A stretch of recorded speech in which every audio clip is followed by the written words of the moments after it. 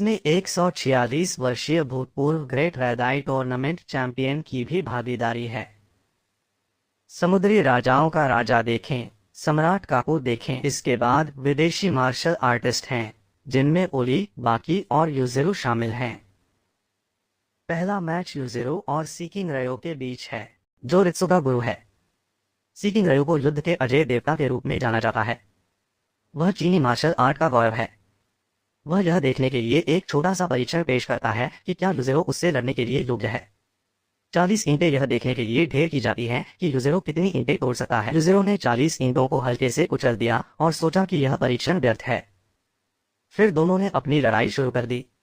रयू ने अभी हमला किया ही था कि यूज़ेरो ने उसकी खोली पकड़ ली और कहा कि अगर वह चोटिल नहीं होना चाहता तो हिले नहीं। लेकिन रयू यूज़ेरो की बाह पकड़ लेता है, जिससे वह रयू को जमीन पर गिरा देता है। फिर वह रयू के चेहरे की खाल अपने शिष्यों पर फेंकता है, जिससे वे बहुत क्रोधित हो जाते हैं। रित्सु भी बहुत क्रोधित है और अपने गुरु का बदला लेना चाहता है, और यूज़ेरो भी इसका बेसब्री से इंतजार कर रहा है। हालांकि रयू अपनी लड़ाई में दूसरों को हस्तक्षेप करने से मना कर देता है और गंभीर चोटों के साथ रिंग में लौटता है। बेशक परिणाम वही रहता है, चाहे वह कितनी भी कोशिश कर ले। अगला मैच ओली और सी किंग जो के बीच है। इस समय ओली तैयारी कर रहा है जब वह गलती से काजू को भी यहाँ देख लेता है। थोड़ी देर बातचीत करने के बाद उसे पता चलता है कि काजू बाकी की प्रेमिका है, इसलिए वह काजू को जीतने के लिए जल्दी से जल्दी बाकी को हराना चाहता है। देखिए, किंग जो के पास एक बड़ा शरीर है, लेकिन हमला करते समय वह एक आदमी की घातक कमजोरी को प्रकट करता है। ओली के हमले के बाद वह तुरंत नीचे गिर जाता है। इस अपमान को सहन करने में असमर्थ, वह मैच जारी रखने के लिए उठने के लिए संघर्ष करता है। देखिए, किंग जो के हमले ओली को निराश कर देते हैं। दोनों का मार्शल आर्ट का स्तर बहुत स्पष्ट रूप से सामने आया है। ओली इस मैच को एक शक्तिशाली पंच के साथ समाप्त करता है। विदेशी सेनानियों का सामना करने पर सी किंग्स की लगातार हार के साथ इस टूर्नामेंट में चीन की मार्शल आर्ट की प्रतिष्ठा हिल रही है।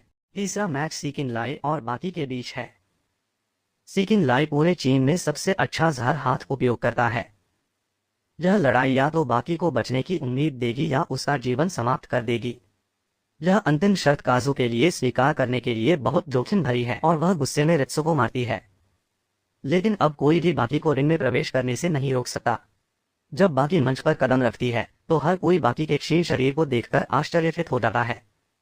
मैच शुरू होता है और सी किंग जानबूझकर अपने जहरीले हाथ से खुद का बचाव करता है ताकि बाकी के शरीर में जहर स्थानांतरित हो सके। बाकी को पता चलता है कि उसे जहर दिया गया है, जिससे उसके पैर सूज गए हैं। वह अपने मुंह से जहरीला खून चूसता है और मैच जारी रखता है। सी किंग लाई ने बाकी का हाथ पकड़ लिया और फिर उन्मत्त रूप से बाकी पर हमला कर दिया, जिससे बाकी के लिए समय पर प्रतिक्रिया करना असंभव हो गया। इस समय सी किंग लाई के हाथ का जहर पूरी तरह से बाकी के शरीर में अवशोषित हो गया था। जब बाकी लाई पर हमला करने के लिए दौड़ता है, वह गिर जाता है और बहुत खून की उल्टी करता है। फेजुई बाकी के सामने चलता है और अपने प्रेमी के लिए रोता है। फेजुई के आंसू बाकी को होश में लाते हैं और वह लड़ाई जारी रखने के लिए खड़ा होता है। सी किंग लाई बाकी पर हमला करने के लिए दौड़ता है, लेकिन बाकी में अचानक से उसके हमले को चकमा देने की ताकत आ जाती है। यूज़ेरो हंसते हुए कहते हैं कि सी किंग लाई ने गलती से बाकी में जहर निकाल दिया है। 1540 में चीन के मिंग राजवंश ने जापान को जैकिन जहर सौंप दिया। 7 स्क्रॉल विस्तृत थे, जिनमें जहर उत्पादन और जहर हाथ प्रशिक्षण विधियों को शामिल किया गया था। जापान का मानना था कि जहर हाथ के 7 स्क्रॉल हैं, लेकिन वास्तव में 5 और मौजूद थे।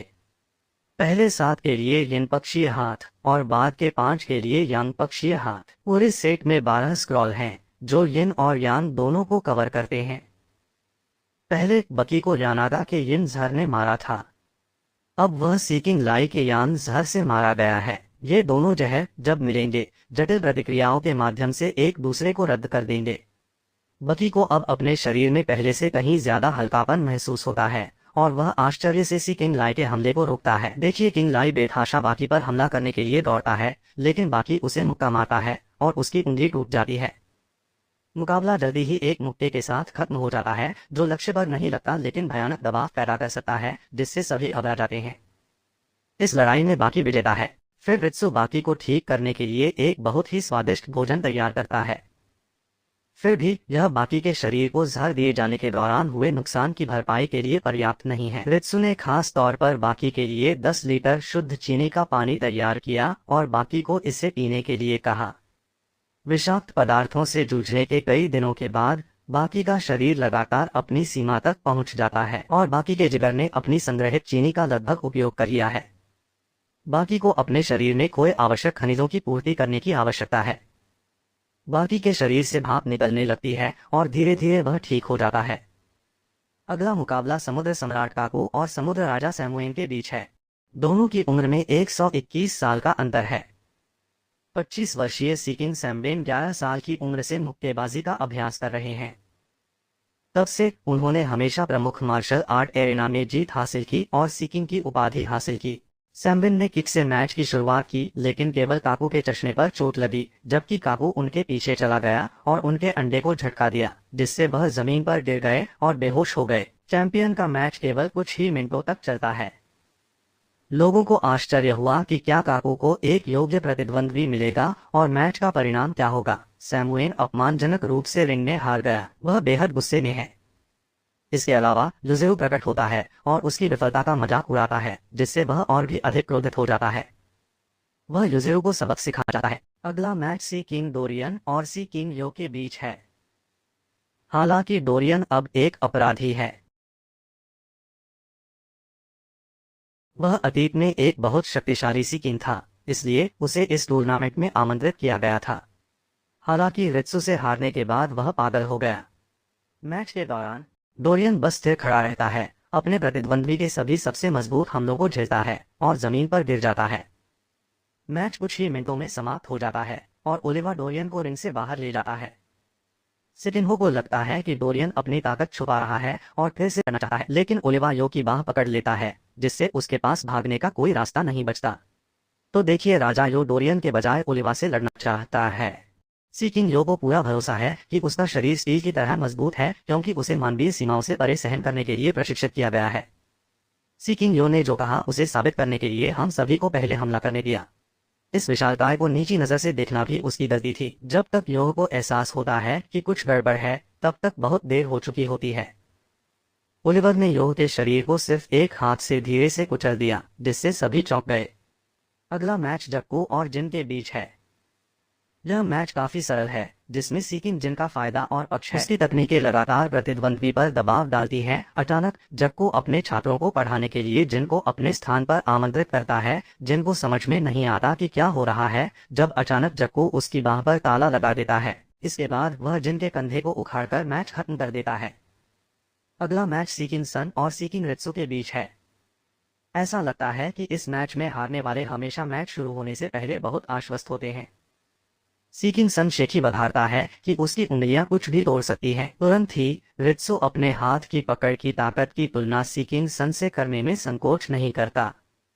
हालांकि सन रित्सु की पकड़ को बर्दाश्त नहीं कर सका, जिससे वह अपने घुटनों पर गिर गया और रित्सु ने धीरे से मैच खत्म कर दिया। मैच समाप्त होने के बाद रित्सु सम्राट काकू से मिलने जाता है और चर्चा करता है कि किस प्रकार चीनी मार्शल आर्ट के इतिहास में समुद्री राजा की उपाधि लुप्त होती जा रही है। काकू ने संगठन के बड़ों के हाथ काट दिए, क्योंकि उन्होंने सी किंग की उपाधि का व्यापार करने की हिम्मत की थी। काकू अपने बेटे शुनसेई और उसके दोस्त को गलत बताता है। काकू टूर्नामेंट के नियमों को बदलने का फैसला करता है। टूर्नामेंट को 2 समूहों में विभाजित किया जाएगा।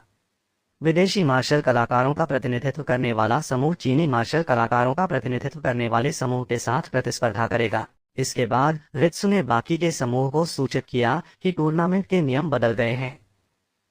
थोड़ी देर चर्चा करने के बाद युजिरो और अन्य तुरंत सहमत हो गए। तो सी किंग्स के बीच टूर्नामेंट में यह 5 चीनी सेनानियों और 5 विदेशी सेनानियों के बीच लड़ाई बन जाती है। हालांकि विदेशी सेनानी हमेशा एक दूसरे के प्रति पूर्वाग्रह रखते हैं। आज 5 सेनानी चीनी सेनानियों को पूरी तरह से हराने की इच्छा में एकजुट हैं। ओलिवर पहले लड़ेगा और उसका प्रतिद्वंद्वी गलत है, जिसने ताइवान में अनगिनत भूमिगत टूर्नामेंटों में भाग लिया है और 25 वर्षों से अपराजित है। दोनों युद्ध की मुद्रा में आने लगते हैं। ओलिवर ऊपर से एक मुक्का मारने के लिए दौड़ता है, लेकिन रॉन उसके हमले को केवल एक हाथ से रोकता है, जबकि उसका दाहिना हाथ उसकी जेब में रहता है। पलक झपकते ही वह ओलिवर की मांसपेशियों को फाड़ सकता है। रैन का हाथ और पॉकेट स्टांस बहुत लापरवाह दिखता, अपने हाथों को नीचे देखना पहली नजर में एक बाधा की तरह लगता है, लेकिन यह उसी गति तक पहुंच जाता है जैसे तलवार खींचने पर होता है। अगर रॉन अपने हाथों को जेब में रखता है तो ओलिवर उस पर हमला नहीं कर सकता है, इसलिए रॉन के रुख का मजाक उड़ाने के लिए ओलिवर भी अपने हाथों को अपनी पैंटी में डाल देता है। रॉन एक जाल में फंस गया और ओलिवर पर हमला करने के लिए दौड़ा, बिना यह महसूस किए कि ओलिवर की हमलों का सामना करने की क्षमता बहुत खराब है। ओलिवर धीरे धीरे अपने हाथ उठाता है और अपनी पूरी ताकत हमले में लगा देता है, जबकि रॉन उस पर हमला करने में तल्लीन होता है। ओलिवर के वार से आहत होने के बाद रॉन ओलिवर के उत्तेजक शब्दों के प्रति अधिक सतर्क हो जाता है। उसके हमले उसके पूरे शरीर के कमजोर बिंदुओं को निशाना बनाते हैं ताकि ज्यादा से ज्यादा नुकसान पहुंचा सके। हालांकि रॉन के सारे प्रयास बेकार हो जाते हैं जब ओलिविया उसका सिर पकड़ लेती है और हेडबट से हमला करती है। रॉन के हाथ, जो लोहे को भी काट सकते थे, अब प्रभावी नहीं थे जब ओलिवर ने अपने एब्स को पूरी तरह से कड़ा कर लिया। रॉन की उंगलियां इस मांसपेशी में प्रवेश करने की कोशिश में टूट गई है, हालांकि वह अभी भी अपने टूटे हाथों से ओलिवर पर हमला करता है। ओलिविया इस मैच को हेडबट के साथ समाप्त करता है और अखाड़े से बाहर चला जाता है। पहली जीत विदेशी सेनानियों की थी।